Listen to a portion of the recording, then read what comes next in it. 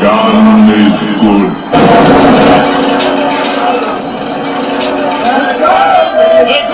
I did not hit her. It's not true. It's bullshit. I did not hit her. I did not.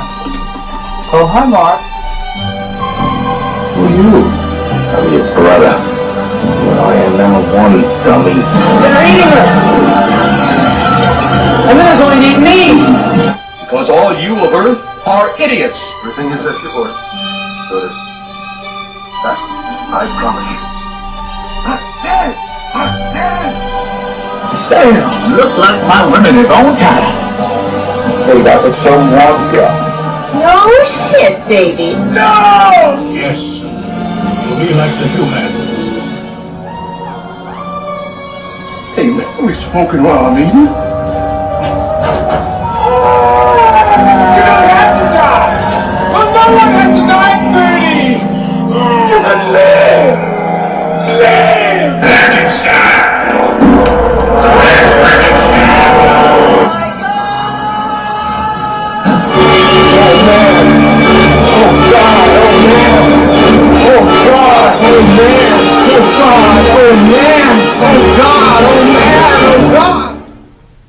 Oh man! Hello, and welcome to another exciting adventure in the art of cheese, cinema, or as we prefer to the studio way of calling it, cinema de fromage. And it's I, KingPengvin here, with our usual gang of victims as we delve into the wonderful world of cheesy cinema. With me here is Kinte. Say hello, Kinte. Hey, what's up? What's up?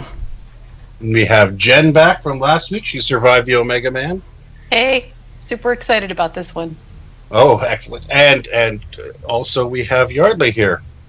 Hey, I'm happy to be here, and as everyone else, I'm very excited to talk about it. So, what we are discussing this week is the 1985 docudrama of true events that happened on July 3rd, 1984, Return of the Living Dead. A slightly tied to the Living Dead franchise by George Romero, but not quite. Written originally by John Russo, who was one of the writers of the original Living Dead, Night of the Living Dead, had the rights to the term Living Dead and used that to create his own film. Brought in director Dan O'Bannon, who decided to rewrite the screenplay because he thought it was just a little too serious, and brought in basically a whole new way of looking at zombies, because basically he knew he couldn't compete against the recently shot and, well, from 1979, 5-6 years earlier, Dawn of the Dead. So, brief summary. A medical supply company has hired a new intern or to work with in the warehouse, is told about the specific bunch of barrels that are hidden away inside the basement. Turned out to be part of a medical experiment done by the army that were accidentally shipped to this place. Drums accidentally leak, letting out a chemical which brings the dead back to life. And of course, the usual horrific stuff happens as we follow both the characters inside the medical supply center, as well as friends of the intern, a bunch of punks and new wavers harmoniously together as they battle zombies through a night of terror. I think that basically sums up the film, does it not? Yeah, pretty much. Pretty much, right. This also, this film also brings you the very first time that the whole idea that zombies eat brains. This is the film that did it. They never shouted brains or said anything really in the earlier Romero films. This is the one. Any time you hear something about zombies eating brains, it came from this film. Also, the first running zombies as well. People want to say that the remake of Dawn of the Dead had the first running zombies. Nope. This film had it first. So let's go around the table and see what our impressions are of Return of the Living Dead. You want to start, Jen?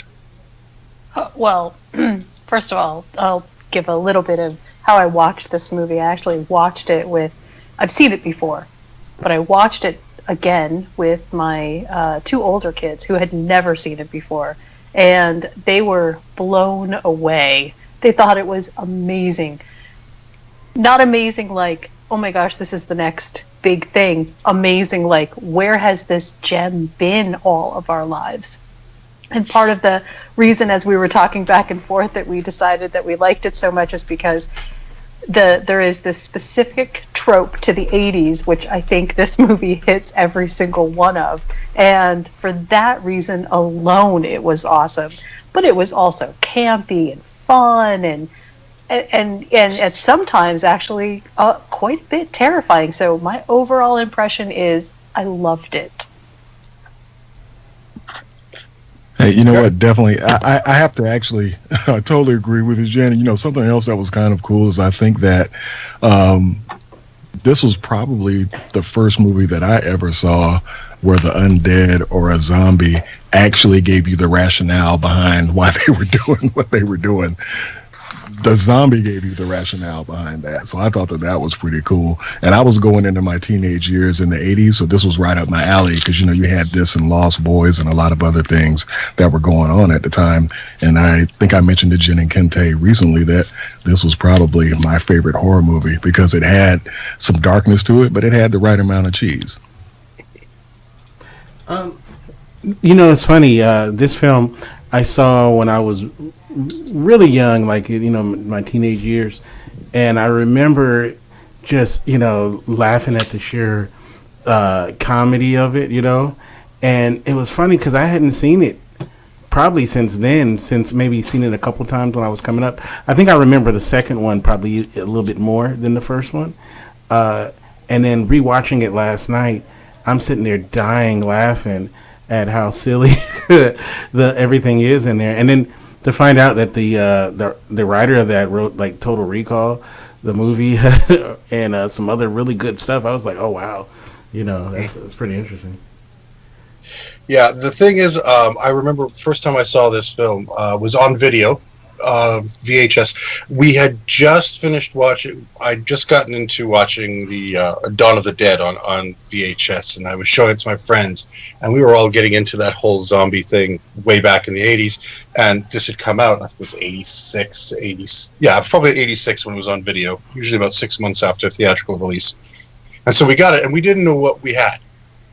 So, because we didn't see any of the advertisements around the time, because this also came out at the same time as Day of the Dead, so there was some confusion in the theaters of what they were seeing. Are they seeing a Romero film or not, right? And because both the films were out almost at the same time that summer.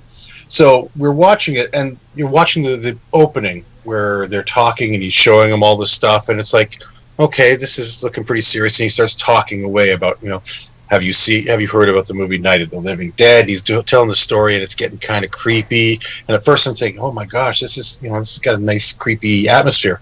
And then everything starts happening, and all of a sudden you realize, as they're, you know, hitting the split dog with the crutch and everything, I'm going, okay, this is not what I think it is. This is not it's not as scary as I thought it was going to be, and we end up just enjoying the hell out of it anyway, because at first I was disappointed with this is kind of silly, but then you start to get into it, and it's the performances that just drag you right into it, and all the silly little things, and then all of a sudden you start noticing things in the background that they kind of like threw little Easter eggs here and there that catch you off guard. You go, okay, you know, this movie's definitely winking at us through the whole thing. And of course later on when you find out who Dan O'Bannon is and his style of filmmaking and the history of him, like, yes, he was the guy that had the screenplay for the original Alien, but that wasn't his script that went up on the screen in the end. His was probably more in the style that you're looking at for Return of the Living Dead, that kind of like tongue and firmly planted in cheek kind of goofy sci-fi thing. But, you know, smarter heads got a hold of it and decided, hey, we could actually make this higher budget and make it scary. But this film, does a lot with its budget, some great visual effects, and it's just a fun film. One of my favorite sight gags is in the background while they're talking, and what should have been the giveaway is there's an eye chart which says, Bert is a slave driver, blah blah blah, bastard, blah blah blah, and it's about the guy who runs the shop, and it's just sitting there as an eye chart. So you're like, and they don't bring any attention to it. They don't, but if you look in the background, there it is, and you can start reading it. And then, of course, the whole idea that you suddenly realize when two of the main characters' names are Bert and Ernie, you go, oh wait a minute, okay, I can't take this film too seriously now. Yeah. One thing too, I don't know if you had a young Miguel Nunez in there. Some people may remember him from the movie Joanna Man and the other films. Yeah, man, Spider, yeah. And also he was in the Friday the 13th, I believe. I believe he has the distinction of being the first black person killed by Jason in a Friday the 13th, if I remember correctly. He was also in, I remember him in a CBS series about Vietnam, and I cannot remember the name of it, but he was one of the main characters. And it was a series, and he played a soldier in Vietnam. And I saw that after, and I'm going, hey, that's the guy from Return of the Living Dead. Awesome. Mm-hmm. And yeah. There's, all of the actors in this, there's some of them never went anywhere as far as acting went after that. Some that they were winding down their careers. I mean, the main three older gentlemen there. The one who plays Bert is Clue. Oh my God, I can't remember pronounce his name. Kugler or something like that. Yes, and he was well known for doing westerns and stuff like that. So if you looked at his, repertoire, he was like a heavy in westerns and did a bunch of stuff like that. And then he comes in and does this kind of film, and it was like basically going, okay, here's a paycheck. Where else are you going to work now? And he just knocks it out of the park. He plays a great character, and I love him. This. You know what I remember him from? Sorry. This is kind of a strange thing I remember him from. There was this show called Project Greenlight that Matt Damon and Ben Affleck produced, where it was like a contest, a reality show to make a movie, independent filmmaker, and his son had won the right to be on there, and they made it was actually pretty good. They made this movie called Feast. The movie was terrible, but the actual show was really good, and he was in his son's movie helping him out. So yeah. I remember that. Yeah, well.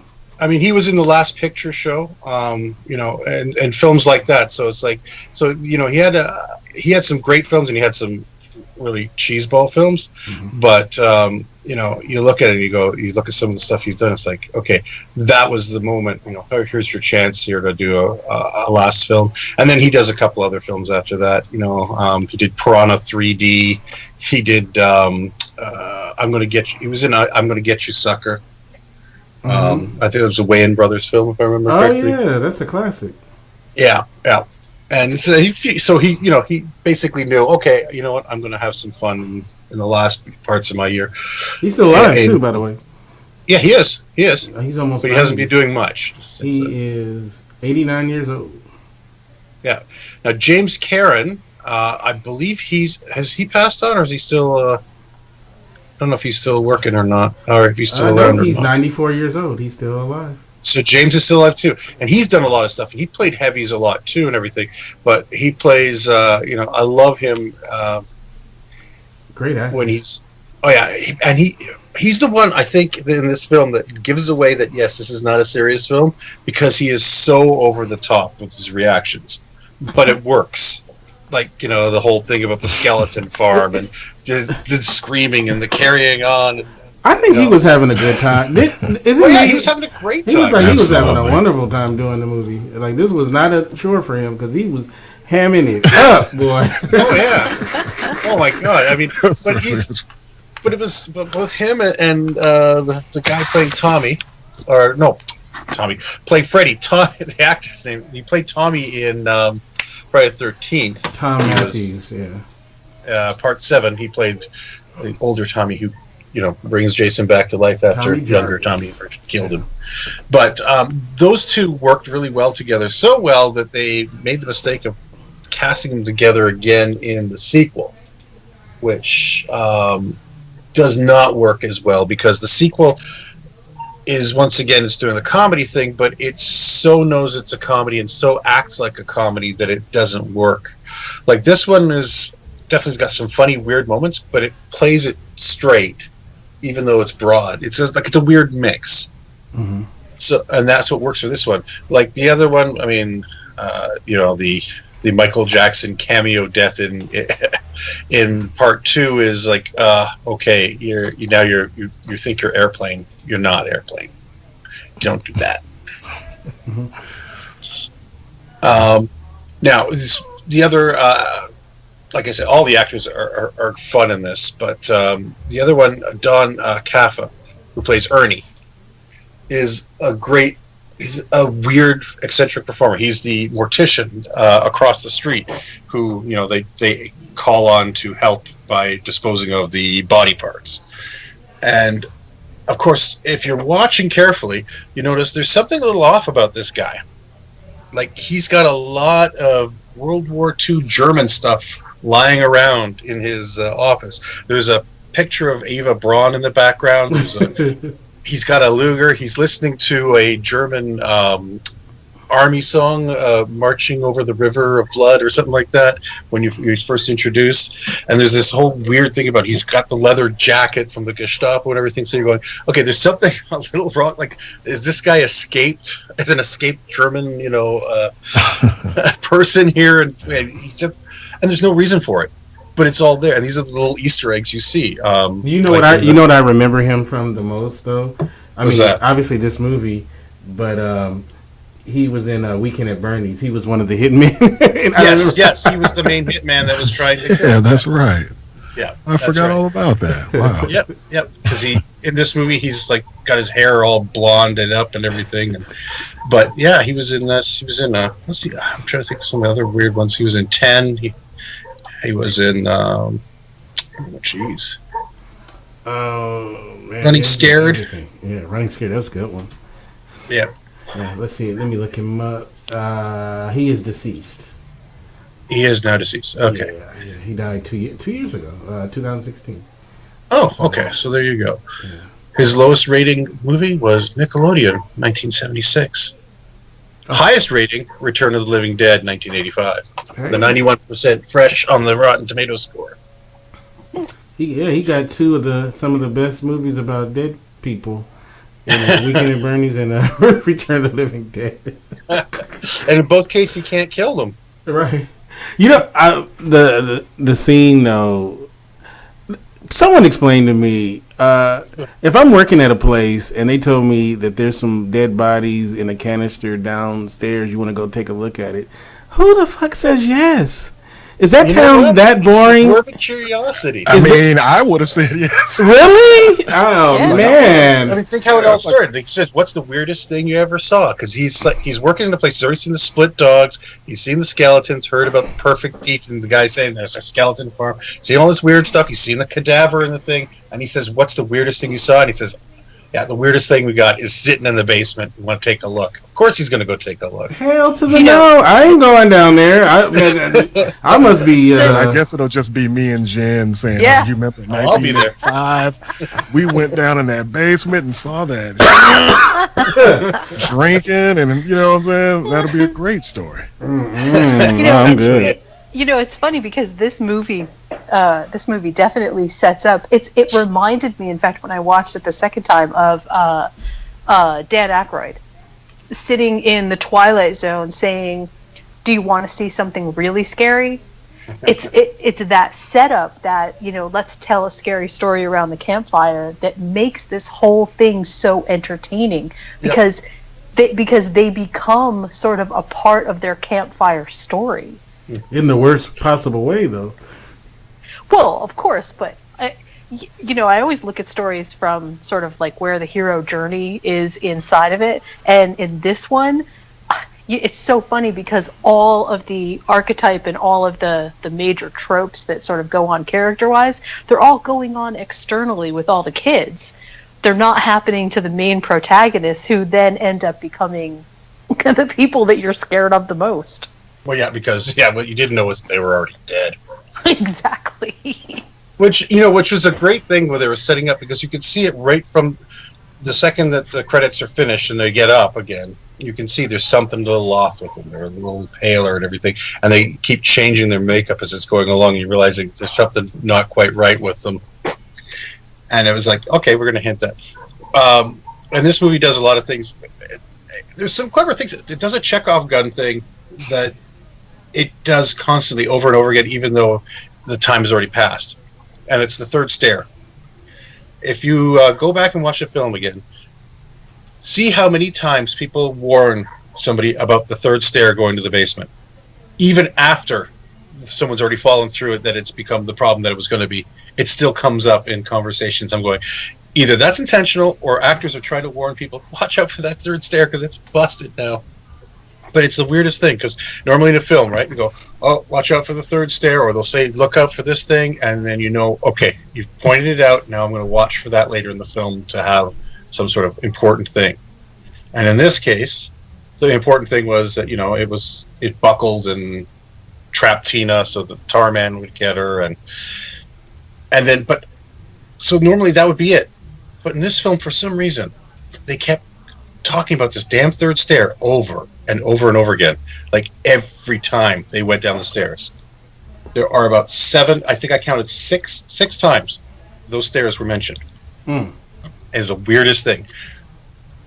It's a small thing, but it's one of those weird things that this film does. It does these weird little things on conventions. It takes conventions and twists them a little and overplays them sometimes just for the effect. Like they did a couple of Hitchcock shots intentionally. The first time, well, let's take it back a bit. You have to excuse me. I'm on medication today, so I'm a little bit scattered here. So, but what I was going to say is so you got these Hitchcock shots they're doing. So they're doing these well done shots, but they're out of place in sometimes, and they go like, "Why did you do that?" And it's like it's a weird thing that Banyan's doing. I think he does it because he's trying to wink through this whole movie. He's like, yeah, I'm going to do this because it looks cool. It's not really, you know, it's not used the same way, but it's like, for example, the first time she sees the tar man and you see the background, you know, that kind of zoom with the dolly zoom where she stays in focus and the background kind of shifts away from her. Mm-hmm. So, and the second time where the first time you see the cadavers banging at the door, they do that quick 3-cut to the door, boom, boom, boom, you know, the jump cuts to the door. And he's doing these kind of like over the top things, and then it's like, you try to set it up to make it more than what it was, which was great. And it plays up the comedy and sometimes when he does it. Let's talk about the tar man, and the tar man actually later on in the show, because the Jen will rear his now severed head. But the tar man, which is, you know, is so funny. Dude is so funny. I love the scene where after he, you know, bites the asshole punk dude, and then suicide. Yes. Right, and he looks up and he goes, "More brains."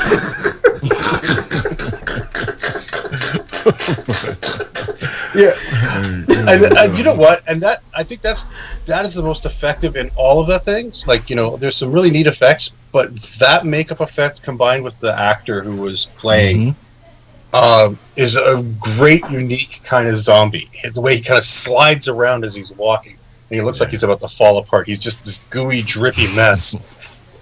And they got a skinny guy, obviously, because, you know, it doesn't look like a guy wearing a suit. Which was what it was. And it's like ugly as fuck too, by the way. Oh yeah. But he looks like he has chocolate dripping down from him or something. Yeah. But the weird thing I find is, because I don't know if you've seen the other versions. Like, there have been a lot of changes in this film in its home releases. Mm-hmm. For example, the tar man's voice was a lot higher pitched in the original releases. Like I have a DVD copy and I also have the Blu-ray copy, and they're both kind of low sounding, you know, blah, blah, and he didn't sound like that. I think if you watch the end credits, you can actually still hear the original audio. that was on it. And he had this weirder, higher pitched voice, which was actually funnier. So when he said more brains, it was actually funnier sounding because it's like more brains, as opposed, same with a couple of the hero zombies, like the one who calls, send more cops. That's hilarious. Yeah. I love that. In the DVD version, he's got a lower voice. He's wearing a Confederate uniform, and I guess that's why. Because I'm going, okay, but you listen to the original voice of the actor, and he sounds like he's from Brooklyn. Send more cops. It's like, okay, that's kind of jarring, but it's funny as all hell. Send more paramedics. It's like Takeout for zombies. It was great. I loved it. I love how they gang tackle people. It's like, I think the extras were a little bit too enthusiastic a couple times. Just a couple times to watch it. That one paramedic getting tackled, and he goes flying, and I'm going, that guy got hurt. There's no way he did not get hurt when they slammed into him like that. That was like a full-on football tackle. Like when you watch movies like this, do you guys put yourself in the victim situation, and like what would you do, right? Because you have like a split second. And all those guys are coming at you, and you got a little pistol, so obviously that ain't gonna take out all of them. So, like, do you ever think about like, okay, how the hell would I try to get out of this? Am I gonna try to find some daylight, or or what? All you can do is run in this movie, and it's not like the Romero films, right? It's like they're not shambling after you; they're running full tilt after you. So you've got little time to think. There's nothing you can do about it. Yeah, and there's a lot. Go low. You gotta go low. Yeah. You just gotta and hope for the best. well, Kinte, the other day when we were talking, and you were saying that you had to watch it, and then you mentioned today on the show that you hadn't seen it in ages. You remember when I and Jen were speaking, and I was talking about that being my favorite zombie of all time. It was just mainly, since it's fresh in your mind, it was the physical aspect of it, which I think made it a super creepy zombie for me. Right. And just like you mentioned, it being slimy made it worse. So just, to this day, this is my favorite zombie that's ever been, designed. It just hands down. I just thought that it really worked, and I hate that it went out the way it did. I know. Just a baseball to the head. Yeah, just a baseball bat to the head. That's but it. You know what? But did y'all think that it was cool that we got a little bit of that zombie, then it went away from a while, and everybody was doing their own thing, and then of course it came back and killed. Was it suicide? Yeah. Right. Yeah. I actually thought, because I didn't remember it like that because it's been so long. So I actually thought that he was going to be like present through the whole movie, like you would see him quite a bit. And then I was like, oh, because I don't know, I remembered him, but I guess I remembered him more, being throughout the movie. And then when he was barely in it, I was like, oh, I thought he was going to be more, because he's like the first one, basically. He's the he's the outbreak monkey. He's the outbreak monkey, basically. Yep. But the thing is, they used him right. I mean, they locked him in there, and then you didn't think about it until they go, oh, you can't go down there. There's something all black and slimy and shit. It's like, oh, okay, well, I'm going to have to open him up and let him out. Did any of you know about the novelization where they were kind of mentioning that some of the containers, because I think that's like the basement of the VA or something, that they found the containers in that had that zombie. But they were saying in the novelization that it had something to do, like the KGB, and the reason why those things were down there. There was like a Russian connection. Did y'all ever read or hear anything about that? No. That's interesting. Huh. Yeah, that's I'm going to do a little bit more research, and when I find that information, I'll definitely forward it to you. But I found it interesting that there was that aspect about it that was actually written in canon. Well, it's funny because it that totally makes sense, Yardley. At the time that this was released, the biggest threat to us all was really sort of the Cold War aspect of everything. And I have to say that one of the most disturbing scenes, everything else aside with the zombies and stuff, one of the most disturbing scenes is at the very end with the bomb. Yeah. Yes. And I mean, that was I actually remember being slightly terrified by that. Yeah. Forget the Dark. zombies, okay? I mean, not that they're not a threat too, but it was the ease with which they called in that military bombing, and all of a sudden everybody was gone. That was terrifying. Well, that not only I was like, this is the one movie, especially early in the days when one of the tropes was like the black person dies first. When the black person survives the undead and gets blown up by the government. But don't forget, it was another black guy that was operating that machine. So, That's true. right. That's so true. I don't know how you want to read that, but it's okay. Working for the man. Hey, blow up is still blow up, whether it's a black hand on the button or not. Yeah, that's right. Yeah, dead is dead. Well, not to the zombies. Not in this but, movie. Yeah. But I mean, I'm kind of happy that you did bring that up, Jen, about being disturbed, because that was the main reason why I said that the movie got kind of grim at the end, because you're like, wow, it definitely caught me off guard a little bit too. I was like, man, that's just it's kind of messed up. But that's what makes it so good of a cheesy film, is just the fact that right, because it's all the way through it, you got that. Well, the thing is too, it's totally cheesy all the way through, right? I mean, there's just there's endless laughs, there's endless sort of the movie basically poking a stick at itself, but then there's that end sort of sequence where it's super serious and you kind of get shifted back into the real world with a real looking kind of person from that era and his wife, and all of a sudden it's like a weird shift in reality almost in the movie, where it goes from being the super sublime to being, oh, wait a minute, this could be real. That's what was so jarring. Well, the thing is, I mean, the ending fit the film perfectly, because this film was basically, it was a punk zombie film. And the thing about punk, especially in that day, was it's nihilistic. That there is no meaning, everything comes to an end, everything dies and everything. And so this movie was set up. There was no way that you could kill the dead, right? If you think about it, how could you, there was no way that any of those people were ever going to get out of that situation. Because there's no way you could incapacitate hundreds of these people when they're completely fully functional and running around and in large numbers, and they're taking out police and everything. There's nothing that anyone could do to get themselves out of that situation. So the ending may have been, okay, yeah, the government's decision is basically just nuke the whole spot, and that'll prevent further spreading, not realizing that it actually spreads it even further.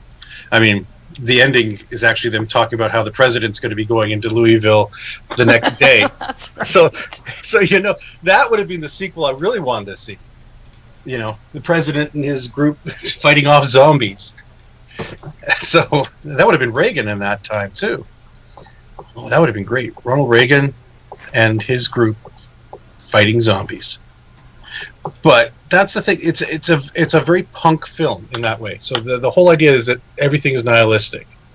But it never took itself that seriously too, because I mean, I'm thinking about the scene where Suicide's standing there in the graveyard going, "Do you think this is a costume? This is a way of life." And through that entire and that entire scene, Leanne Quigley's sitting there rubbing up and down on him and everything, and he ends and he just looks like he goes, slaps her aside, "Have some fucking respect for the dead." It's like okay, you can't take it seriously. They want to pretend to take it seriously, but they can't. And one thing has to be said: the punks in this are a very strange, eclectic group. I mean, I grew up in the 80s. I knew some people that dressed, in those ways and from different groups, and you would never have found any of that entire group together the way they were.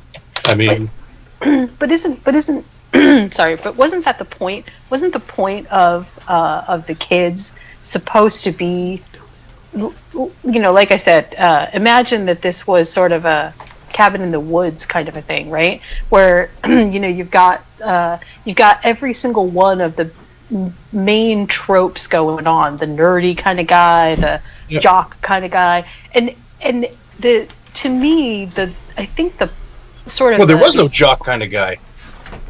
Well, there was the strong kind of guy. You're right. Because there was the punks, and then there was the new wavers, because that would be Chuck, the guy with the bowl cut sort of thing. You had your two punks. You had Casey, which I don't know what she was supposed to be. Then you had Tina, who was just like almost like Valley Girl, kind of preppy girl. She didn't fit with any of them. Like, could you believe? Like, why had her and Freddie a boyfriend and girlfriend? Because Freddie was sort of a pseudo punk type with the way he dressed and everything.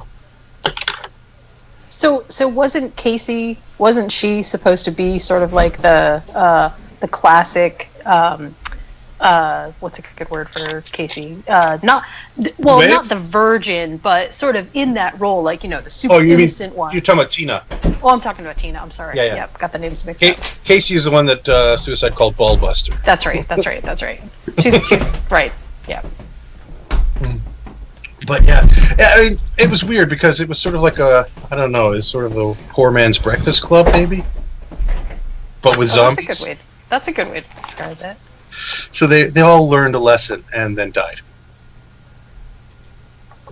But yeah, because as you saw it, they're coming across their feelings at the wrong time. Can we give a shout out though to 80s gratuitous nudity in movies?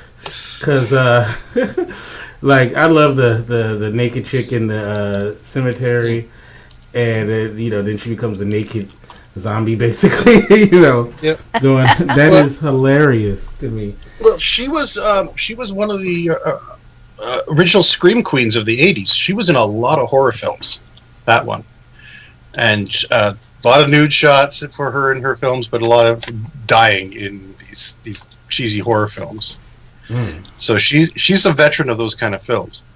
And you got to think of it. She's sitting there, I guess, middle of the night, people pouring rain on top of her the entire time, and she's sitting there wearing basically nothing. Her front piece was a prosthetic, though, her Barbie prosthetic. So to keep it from being too filthy. Yeah. But but that's like, I don't know. How much would you have to get paid to do that? Like, how much would you need to be paid to do that? Like, I don't know. Being wet and cold and miserable is one thing, but have to do that being butt naked in front of everybody as well, and have that go on screen. I don't know. Man, it's called acting. Yes. That's Different times. Oh yeah. It's, but hey, there was male nudity in there too. You had the yellow guy. Right. Yeah, that's the same. The bald yellow guy, the cadaver from the beginning. That was a moment too when they stabbed him in the head and he still was alive. The pickaxe? Oh yeah. Yeah, I was like, oh shoot. I was like, I expect him, because we're so used to in the head they're dead, and then he was still and then they had to burn him, and that Well, no, the worst part is the first thing they did after they realized the pickaxe. So what do? They grab a saw and start cutting the head, and I have to say that's probably one of the most disgusting sounding special effects, where they have the guy screaming and he's getting this kind of gurgly, bubbly sound as the saw is going through his neck, and it's like, that turned my stomach. It's like it's like, okay, well done, sound department. I love when they captured the one, and then they like, what do you want? And they're like actually communicating with it. Oh yeah. Though I don't know, can you communicate without lips? She has no lips. We were all talking about the fact that she has no voice box. Yeah, like some of these, like, apparently, if you look at the graveyard, some of these guys are supposed to be from the 1890s. I'm going, those are really well preserved corpses. Hey man, they don't play when it comes to the way they take care of bodies in that town. So, the saddest scene in this entire movie was. It had nothing to do with the poor zombies. It had to do with I've never seen a zombie or somebody who's churning do sort of the suicide by oven thing. Oh yes. In such a, it was actually mournful. I don't know. There was something about that scene that really got to me a lot. And you say he's in the sequels? How if he burnt himself? Well, they play different characters. Oh. Who have the exact same shit happen to them. So they become zombies again, but they do slightly different twists on what happens. But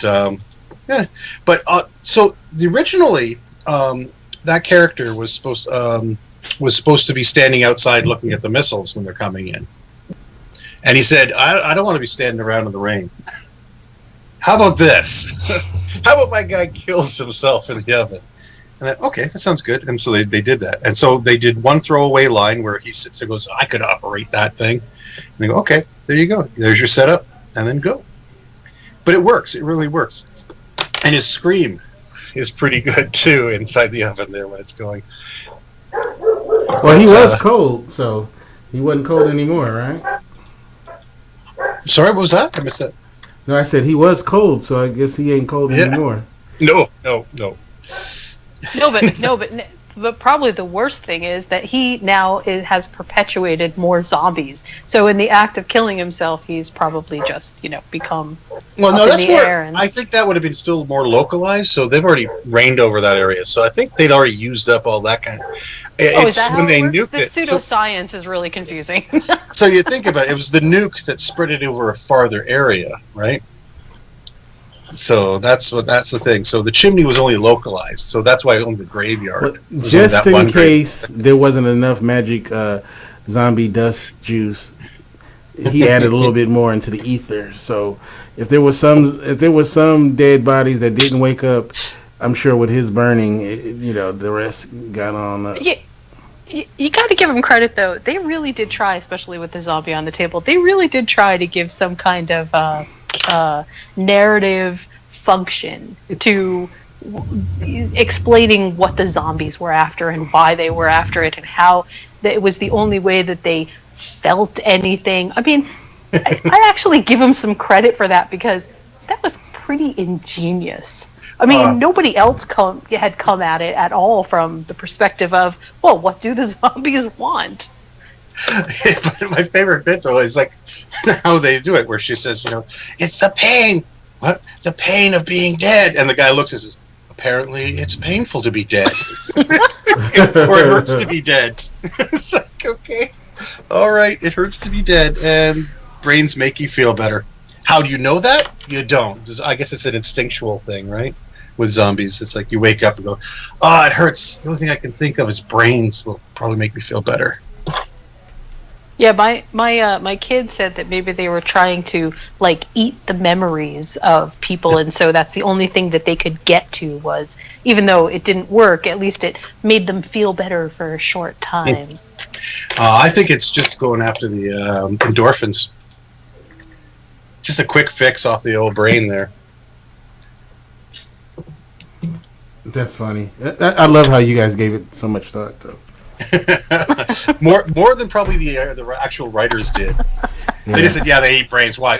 It makes them feel better." Okay, good. Next scene. I don't know. When she's strapped to the table, though, there's something so just.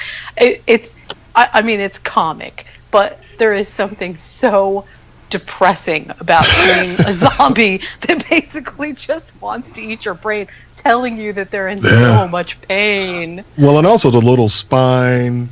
Yes, and it's leaking fluid too, and it's oh. And then you hear it clank against the table. I was like, that was pretty dope. I mean, that's I think it was the moaning. It was just the like somebody who's really in pain. Yeah, they did a really good job with those, like the hero zombies that they had in this. I think they did a great job with every one of them. If you think of zombie films, you're going to remember the tar man. You're going to remember the half zombie on the table. I mean, just the little things like the one guy with the missing legs. Where he comes. Where paramedic opens up. Yeah. Sees the guy. I was like, oh no, it was Ernie who sees him, and he starts chasing me. And I realize I'm looking at going, those are like two little bone nubs. I'm like, oh my god, that guy's got no legs. Oh, just freaky. And it's just we should definitely just quickly touch on that the whole paramedic scene, because that scene made everybody that was watching the movie with me just laugh for a good 5 minutes. I mean, they were like taking each other's pulses, going, "Yep, you're dead. Yep, you're dead." Yeah. Oh, I don't know. My favorite is Fabulous. your stethoscope working? I'm not getting anything. Is what? And somebody do? They go switch sides. Okay. Let's see. You've got no blood pressure, no pulse, no pupillary reaction, and your room temperature. Technically, you're dead. Well, I don't mean you're dead because dead people don't talk. So what would you guys do? Okay, this is just, purely not saying we're going to put you in Night of the Living Dead, but if somebody came by and told you you were dead, what do you even think that you would think? Well, that's a good question. Because apparently through the whole thing, they were in so much pain through that whole thing, right?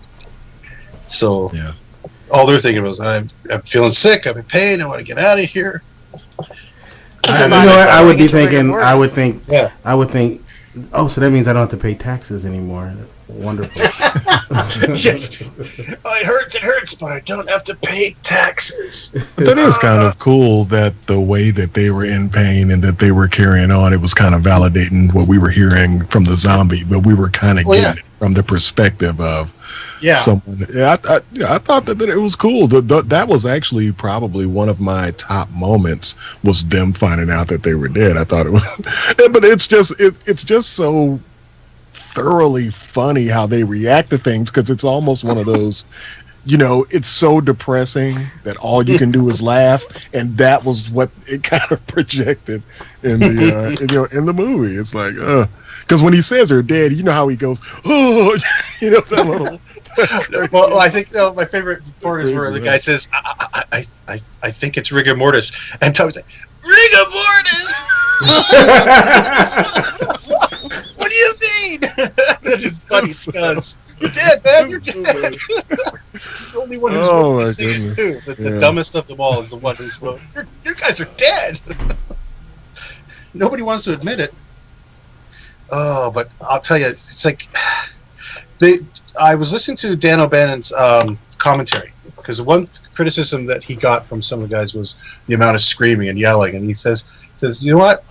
He says, he defends that. He says, if you go to buy a burn ward, people in pain, that's what they do, is they scream. They need, so that's how they get, attention and everything, and that's how the pain that they're in, they're screaming.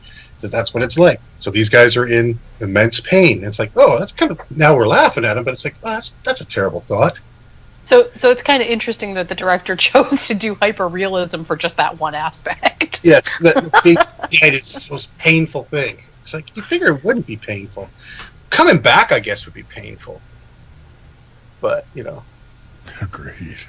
But I'm just surprised. But there was sometimes, there were some things I go, oh, okay, come on. When they go, oh, what about the bones? And that's just silly. The bones aren't going to do anything. We saw the skeletons in that place. They didn't come after. But they have a scene where the bloody set of bones pop out of the ground and have eyes on them, and I'm kind of going, okay, all right. If it weren't funny, I'd go, this is where I'm just saying, hey, I no longer believe in these dead guys coming back to life and eating brains. That's the point where I just can't believe this anymore. You know what I think that was so genius about this, and it just kind of ties everything all together, is that the way that whatever that chemical is that basically brought them to life in the first place is it's just such a magic wand of pretty much anything that it basically, you could say anything is happening, and okay, fine, there's chemical that makes that happen, sure, I'm totally down for it. Add water and instant zombie. I kind of love that. I think that was actually pretty brilliant. One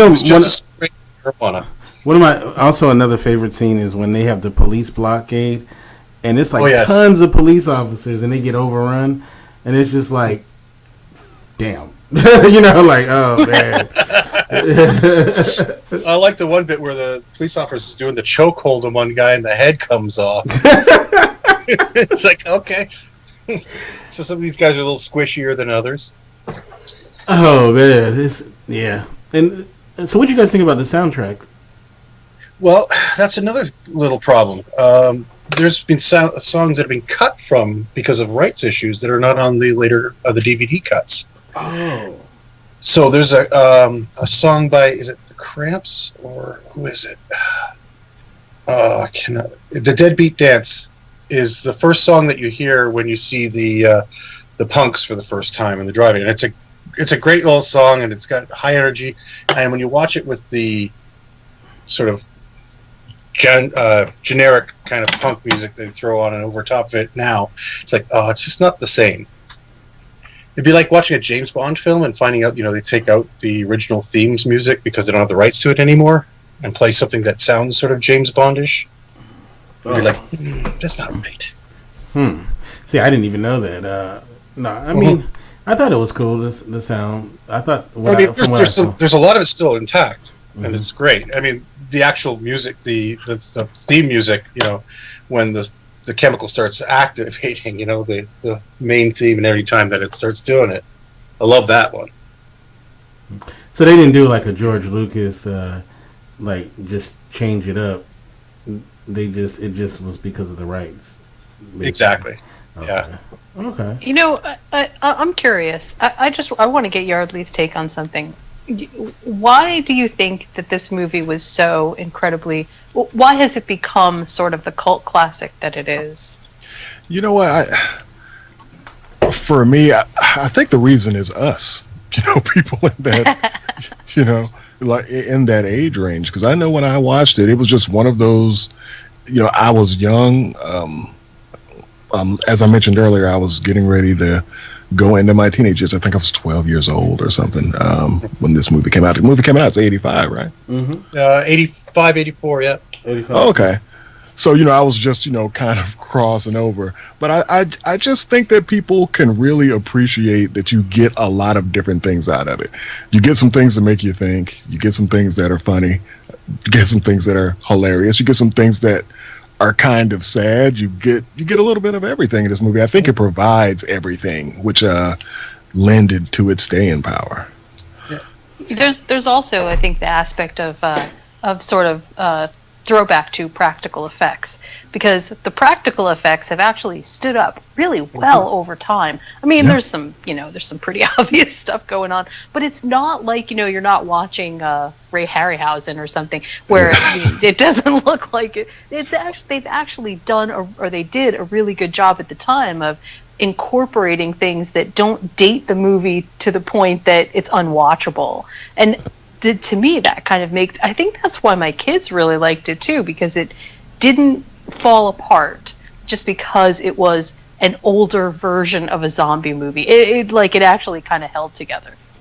I think they made it for $4 million, and I think the box office ended up being 14, so they tripled it up. And I thought that they definitely did a job of what they had, and I think that's one of the reasons why they picked their spots where they did certain things, So we were mentioning earlier about how the one zombie, we see it at the beginning and then we don't see it for most of the movie, and then it pops back up at the end.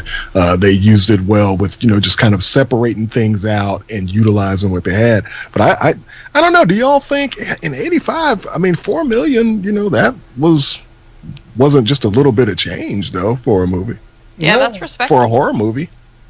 Yeah, I mean, horror movies are generally done on the cheap anyway back then. Like, the only ones that had a lot of money pouring into them were things like John Carpenter's The Thing, and the Friday the 13th movies, where Paramount was backing those. So Paramount was putting their big money into them because they were putting a lot in there, but they're putting enough production value that they could, look better than the cheaper stuff and rake in as much as they could. But yeah, generally speaking, horror films, they got, next to nothing as far as budgets went. Okay, let me ask this question.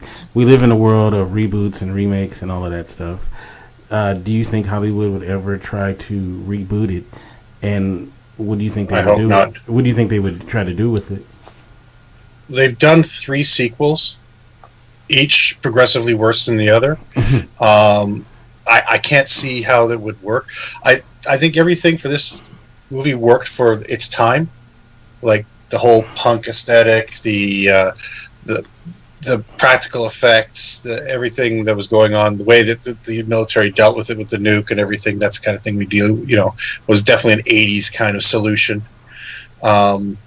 It was very much of its time. It works because it was its own thing, right? It didn't want to be a Romero zombie film, which was what the only template they had at the time was. So it made its own kind of niche. We're going to have our dead run. We're going to have it so that they're indestructible, and they eat brains and they talk. And so they did their own thing. They had their own look. It has great look to it, great feel, great atmosphere. You can't reproduce it. You can't reproduce it. I mean, you do a remake. What's it going to be? What are they going to do that's different?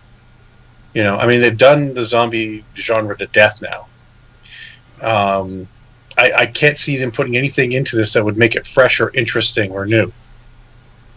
I agree, but Hollywood, they'll try anything. I mean, the worst they could do is they decide, oh, you know what we're going to do? We're going to find, okay, so they did punk back then. What's popular now? Oh, let's make it hip hop, so it'll be Zombies in the Hood. And it's like, okay, now you know it's going to be really bad, because every time they try to do that with a film, they do the worst things they could possibly, I don't know, anyone seen Leprechaun in the Hood? Wait a minute, that's a classic. What you talking about? Not yeah. I'm only kidding. Anyone listening to this is what Hollywood would do. This is how they view it. They don't look at things in a creative way. They look at things of being what sells. They might try to make it more serious, and it wouldn't work. No.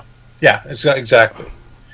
And that's the thing. It's like this film works because it doesn't take itself seriously. I mean, I think you could do. I think you could do in a similar way that Cabin in the Woods did. Sort of, the let's look at this retrospectively. I think you could figure out how to do it that way, but it would take somebody. But it would take somebody who has a different kind of look into this, instead of somebody just trying to do an adaptation of it. I think you'd actually have to sort of do something retrospective of 80s style plus zombies. Yeah, and it's,